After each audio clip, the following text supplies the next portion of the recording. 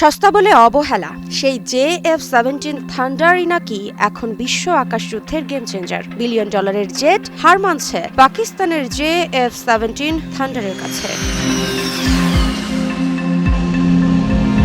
পাকিস্তানের যে যুদ্ধবিমানকে একসময় লো বাজেট বলে তাচ্ছিল্য করা হতো, সেই জেটই এখন বড় বড় শক্তিগুলোর রাতের ঘুম কাটছে। মার্কিন সামরিক বিশ্লেষণের দাবি, JF-17 থান্ডার নাকি বদলে দিচ্ছে বিশ্বের অস্ত্র বাজারের শক্তির সমীকরণ।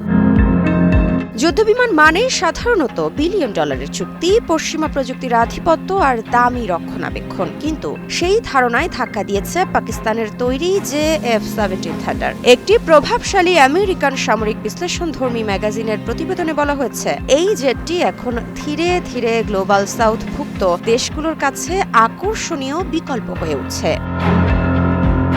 কারণটা সহজ, দাম কম, কাজ বেশি। প্রতিবেদনে উল্লেখ করা হয়েছে, একই শ্রেণীর অন্য যুদ্ধবিমানের তুলনায় JF-17 থান্ডার এর দাম প্রায় 1/3 কম। মানে যে দামে একটি পশ্চিমা জেট কেনা যায়, সেই বাজেটে একাধিক JF-17 থান্ডার সংগ্রহ করা সম্ভব। কিন্তু এটাকে শুধু সস্তা বললে ভুল হবে। ম্যাগাজিনের প্রতিবেদনের তথ্য অনুযায়ী পারফরমেন্সে এটি নিজেকে কার্যকর প্রমাণ করেছে।